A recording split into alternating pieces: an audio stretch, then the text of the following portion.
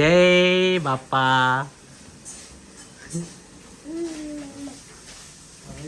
दे पप्पाला दे. पापा पापा. जय आजीला. आजीला दादीला. नो दादीला दादीला. जय जय जय दिन दे जय जय. हा नाश्ता घेऊन गेला. जायचा आधी सगळं करायचं आधी देवपूजा बाकी सगळं बाकी आणि आई चहा आणि बाशी खिचडी जी आमची सगळ्यांची फेवरेट आहे ते घेऊन आली. क्या बात आहे.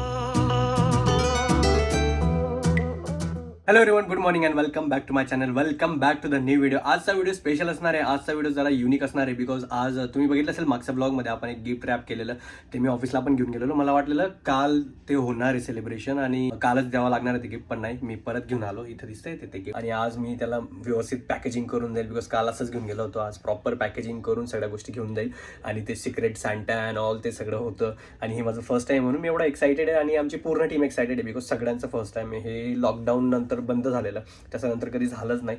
सो येस, खूप दिवसांनी होणार आहे म्हणून खूप एक्सायटेड आहे. त्याचा आधी चला पटकन नाश्ता करून घेऊ, देवपूजा करून घेऊ आणि त्याच्यानंतर आपण निघूयात. आणि येस, तुम्हा लोकांसाठी पण खूप साऱ्या गोष्टी आहेत. स्टे ट्यून आणि तुम्हाला ते माझ्यासोबत तो छोटासा गेम खेळून मजा येईल मला असं वाटतंय. आणि हा video without skipping start to end पूर्ण बघा, ठीक आहे. आणि सबस्क्राईब केलं नसेल सबस्क्राईब करून द्या, लाईक तर कंपल्सरी करून द्या, ठीक आहे.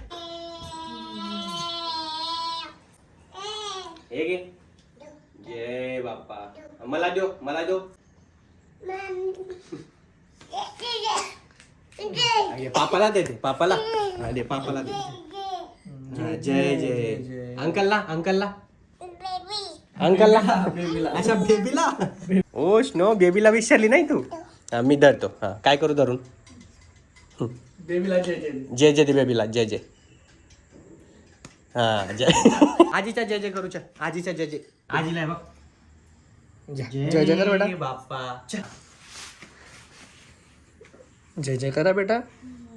तू तू आणि तू. आजा तू तू तू. हे डोकं टेकी असे डोकं टेकी असं. हा जय जय कर. जय जय.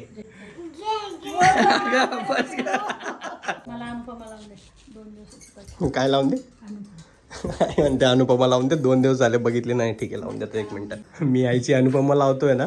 स्नोईला वाटलं माझं काहीतरी कार्टून लागतंय, ती पण मस्त बसून गेली टीव्ही बघायला. स्नो तुझे नाहीये आजीचे. ऑलराईट, आपला ब्रेकफास्ट वगैरे सगळं झालंय. आपण पटकन आता आपलं हेल्मेट पण रेडी आहे, गिफ्ट पण रेडी आहे. ते वरचं जे बॉ होता तो असा फॅन्सी बॉ गिफ्ट पॅक करायचा तो स्नोईने काढून घेतला. त्याला प्रॉपर पॅकेजिंग करू आणि त्याच्यावर नाव वगैरे लिहावं लागेल मला, ज्याला मला द्यायचं त्याचं. आपण डायरेक्ट आता ऑफिसला पोहोचू आणि आपला जो मोठा ब्लॉग होणार आहे आज तो खूप भारी होणार आहे. सो प्लीज त्याला पूर्णपणे ऐका आणि मी जे तुम्हाला सांगणार आहे हा गेम तुम्हाला पण खेळायचा माझ्यासोबत. सो जे काही कमेंट्स तुम्हाला करायचे ते नक्की करून जा, ठीक आहे. आणि आपण आज जाणार स्कूटीवर बिकॉज वहिनी आज वर्क फ्रॉम होम करताय आणि वर्क फ्रॉम होम करायचा फायदा म्हणजे आपल्याकडे स्कूटी आहे आणि स्कूटीचे फायदा म्हणजे की आपण इथं बॅग प्रॉपर ठेवू शकतो आणि आपले शूज पण खराब होणार नाही बिकॉज त्या दुसऱ्या गाडीवर कसं ना गिअर चेंज करा त्याच्यात शूज खराब होऊन जातात. भैया पॅक कर दो नाही.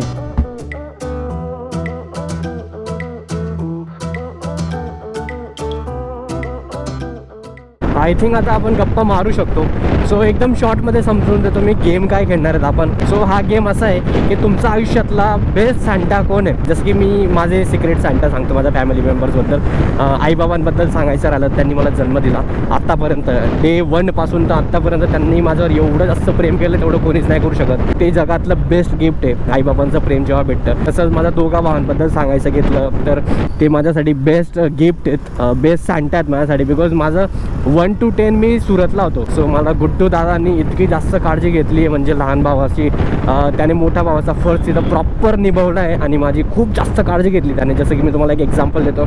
मी ना माझा लहानपणी खूप जास्त काम केलं आहे. काम म्हणजे कसं उन्हाळ्याच्या सुट्ट्या असायचा ना तेव्हा मी काही ना काही जॉब करून घ्यायचो. जसं मी साड्या विकल्या सायकलवर जाऊन, जसं मी चायनीजच्या दुकानावर प्लेट उचलायला गेलो आहे 30 रुपये रोज भेटायचा.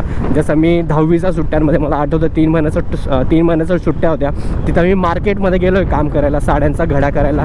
आईला तुम्ही विचारू शकतात आपण कधी लाईव्ह आलो तर. अजून मी कपड्यांच्या दुकानावर गेलो आहे घड्या करायला, कपडे दाखवतात तिथं. तो असे भरपूरसे जॉब मी लहानपणी केलेत. ते सुरतहून बघत असतील ना ते माझ्यासोबत रिलेट करत असतील की उन्हाळ्याच्या सुट्ट्यांमध्ये आमचं असं नव्हतं की आम्ही सुट्ट्यांना कुठं मामाच्या घरी गेलो, इकडे गेलो तिकडे गेलो, कुठेतरी फिरायला गेलो, ही ट्रिप काढली ते ट्रिप काढली. आमच्यात तसं नव्हतं. बिचारे आम्ही उन्हाळ्याच्या सुट्ट्यांमध्ये काही ना काही काम करायचो, जॉब करायचो. ते पैसे आले की मग काहीतरी शॉपिंग किंवा आमची वह्या पुस्तकं त्यात तसं आम्ही आमच्या सुट्ट्या सेलिब्रेट करायचो. मार्केटमध्ये असताना मी जेव्हा मार्केटमध्ये जॉब करायचो ना तर एकाने माझं नाव घेतलं. आम्हाला बस यायची घ्यायला, तर त्या बसवर आहे ना मी जिथं बसलो होतो त्याने उठवून दिलं. माझा खूप मोठा पोरगा होता तो.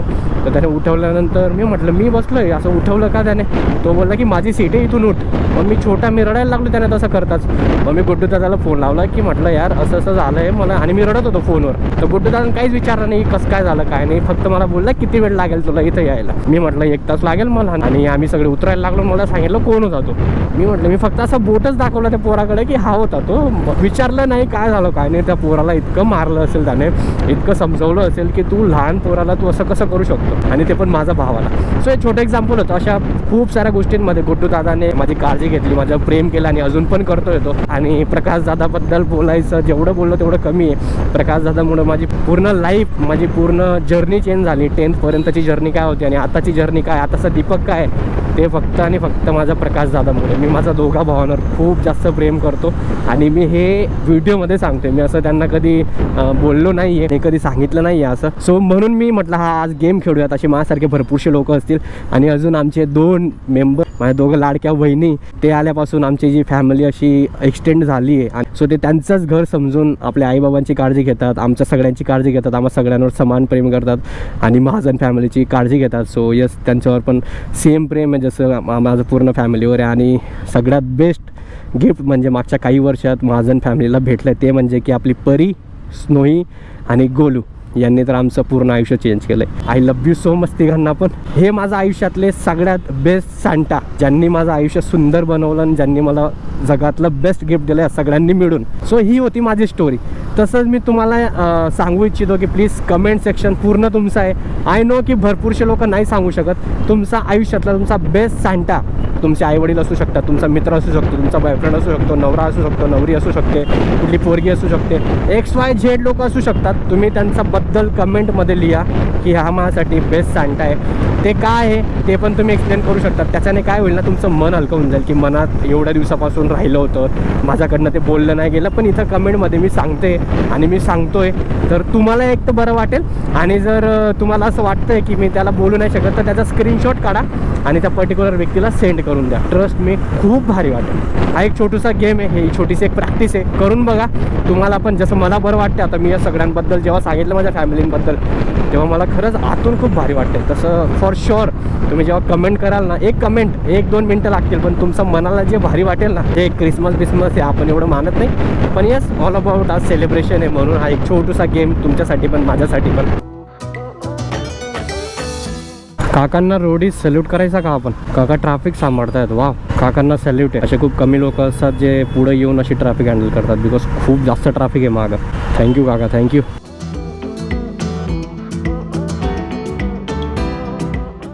चला पोचलो आपण ऑफिसला.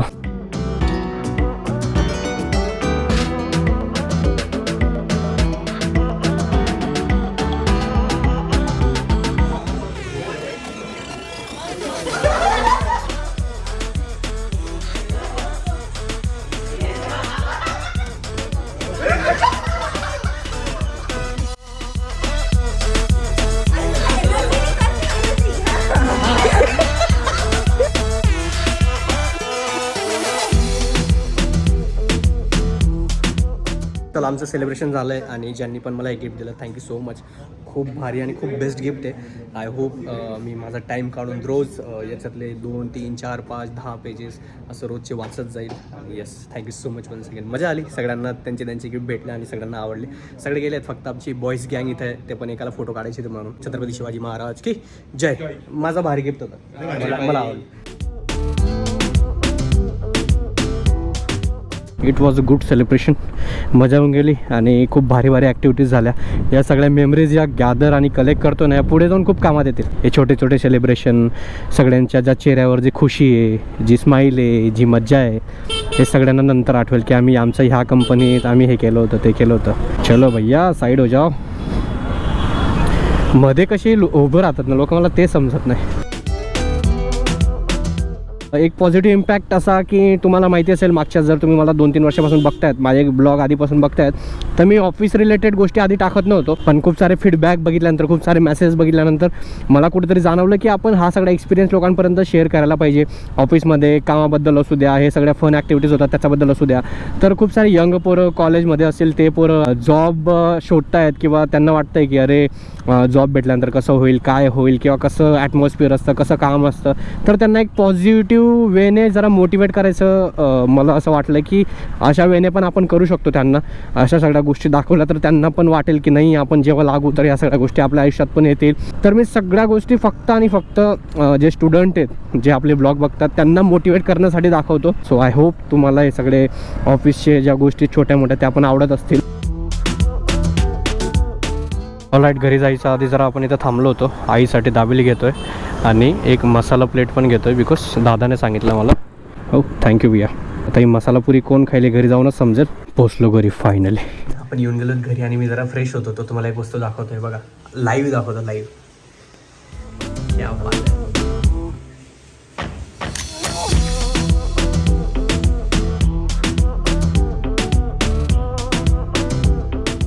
आईचं देशी जुगाड बघा, ती लागलेलं आहे ना तिथं फेअर अँड लवली लावते. काय लॉजिक आहे मग फेअर अँड लवलीचं आणि त्याचं. लहानपणी आम्हाला खूप जास्त फेअर अँड लवली लावली आईने. जेव्हा पण आम्हाला सगळी लागून जायचं ना, आई सांगते की थंडावा राहतो त्याच्यात. काऊ कशी करते बेटा? काऊ डक कसा करतो? डक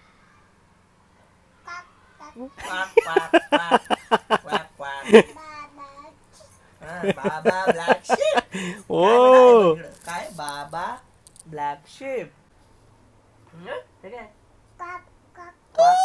क्वाक क्वाक म्हणजे क्वाक. डक ओ लाय.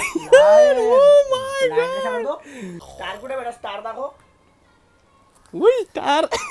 अरे माझा स्टार आहे तू. हॉर्स. हॉर्स कसा करतो?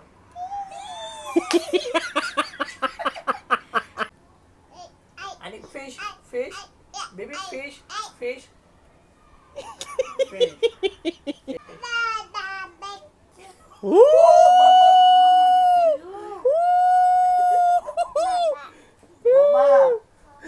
तुम मिस कर रहे हो भाभी. परत परत असतो.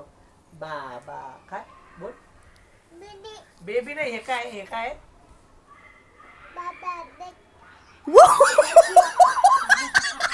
काय बेटा आहे? आपण येऊन गेलो खाली. आपण चालू होता जिमला. आणि यस, तुम्ही बघितलं असेल स्नोईची मस्ती. मी मागच्या ब्लॉगमध्ये का मागच्या ब्लॉगमध्ये मला आठवत नाही, पण एक कमेंट रीड केलेली एका ताईची.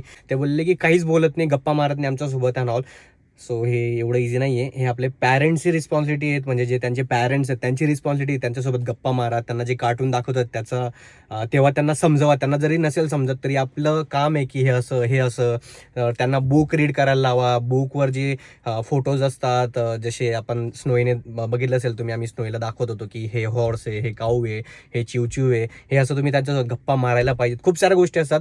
जेव्हा आम्ही स्नोईला झोपवतो तेव्हा वहिनी किंवा दादा हे लोक त्यासाठी गाणं म्हणतात किंवा त्यासोबत गप्पा मारतात. तर या सगळ्या गोष्टी खूप मॅटर करतात. हे इझी नाही आहे की फक्त बघून आणि सराउंडिंग एरियाला हे करून लगेच ती बोलायला लागेल. नाही, आपल्याला ती सवय पाळावी लागेल. रेग्युलर बेसिसवर 1-2 दिवस नाही चालणार. कंटिन्यू तुम्ही त्यासोबत गप्पा मारत होता. तिला बुक द्या वाचायला, तिला ते असे दाखवा.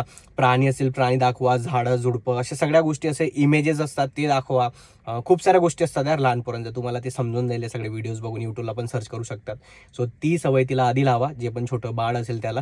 सो ते ऑटोमॅटिक त्यांची ग्रास्पिंग पॉवर इतकी पॉवरफुल असते ना. मी माझ्या घरात बघतोय स्नोईला, बाप रे बाप, अनबिलिव्हेबल. ती ज्या गोष्टी लगेच कॅच करते ना, सांगून तेवढं जस्टिस नाही करणार, पण येस खूप जास्त शार्प असतो त्यांचा माइंड. बाळा मला काहीतरी दाखवतोय, माझा बेकार चिडलाय. कधीपासून येऊन थांबलं म्हणे. बाप रे बाप, तो असा भयंकर चिडला ना. माझं ऍक्च्युली ना जिम मध्ये माझा ऑफिसचा एक कलिग येतो, बोलला मी तुला बघितलंय म्हणे, तू तिथलाच आहे का म्हणे. म्हटलं हा मी त्या सेम कंपनीमध्ये. म्हणून मला उशीर झाला. बाळाला मी सांगत होतो, जरा ऐकून गेला त्याने. चलो डन विथ वर्कआउट. व्हिडिओ काही काढला नाही बिकॉज माझे मित्र नव्हते आज व्हिडिओ काढायला, आणि कोणाला सांगितलं तर त्या बिचाऱ्यांचा पण वर्कआउट असतो. म्हटलं नको कोणाला त्रास द्यायला. पण वर्कआउट एक नंबर झाला, मजा येऊन गेली. आता आम्ही चाललो गिरीधर. चहा पेल. तू जेवण करणार आहे का? नाही चहा फक्त. का बा उपास आहे आज पण? नाही मग घरी जाऊन. अच्छा, घरी जायचं जेवण आहे. पण मी काहीतरी खाईल बिकॉज आज आमच्या घरी ना आईला जेवण नव्हतं करायचं. दादा वहिनींचा डाईट होता म्हणून ते काहीतरी फक्त सूप आणि ते पिणार होते. मी म्हटलं माझं एकट्यासाठी काही जेवण बनवू नका, आपण दाल खिचडी वगैरे काहीतरी खाऊन घेऊ आणि त्याच्यानंतर आपला चहा आणि आपला दिवस सॉर्टेड. झालं आमचं जेवण, चहा पिऊन सगळ्या गोष्टी झाल्या. आम्ही गप्पा पण मारतो जेवताना, आणि काय मजा येऊन जाते यार जेवण करून. बाळा ऍग्री करतो का नाही? एक नंबर. म्हणजे इथं आल्यानंतर ना जेवण एकदा पटापट होऊन जातं. गप्पा मारता मारता कधी संपून जातं समजत नाही. अरे तुम्ही या तुमच्या मित्रांसोबत कुठल्याही हॉटेलमध्ये, असं नाही इथं कुठेही जा तुम्ही, पण तुम्ही असं जेव्हा बसतात असे गप्पा मारतात आणि जेवतात ना, आणि मेन म्हणजे भूक लागलेली असते. आपल्या फेवरेट ज्या डिशेस आहेत त्या मागवायच्या, खायच्या आणि मज्जानी लाईफ. चला आता पटकन घरी जाऊयात. भेटूयात उद्या सकाळी बिकॉज आता आय होप सगळे झोपून गेले असेल. बिकॉज बघा वाजले किती आहेत, 11:30. आणि स्नोई जर जागी असेल तर सगळे जागी असतील, स्नोई झोपली असेल तर मग सगळे झोपले असतील. सो आपण भेटूयात डायरेक्ट उद्या. आय होप तुम्हाला हा व्हिडिओ आवडला असेल. लाईक करून द्या, आणि अजून पण सबस्क्राईब केलं असेल सबस्क्राईब करून द्या. भेटूयात उद्या सकाळी. Bye, good night, take care. ठीक आहे, बाय बाय. 12 वाजून गेले तर मी आलो जिमून. माझी बॅग पण इथंच पडली. गाणे लावून आई थकून गेली, झोका देऊन वहिनी थकून गेल्या. ही ना ॲक्टिंग करते झोपायची ना, अशी उठून बसते. आणि मी आता मग अशी 10 मिनिटापासून झोका देत होतो, पण ती ना ते मला भीती वाटत होती की असं उठल्यानंतर ते पुढं तिला लागायला नको डोक्याला, म्हणून 2 मिनटासाठी झोपते आणि परत अशी उठून जाते ती. का गं उष्णो झोपना. यांचा तर केल खतम आहे. ते उभे उभे पण झोपून जातील असं वाटतंय मला. ये बच्ची सो नहीं रही है यार.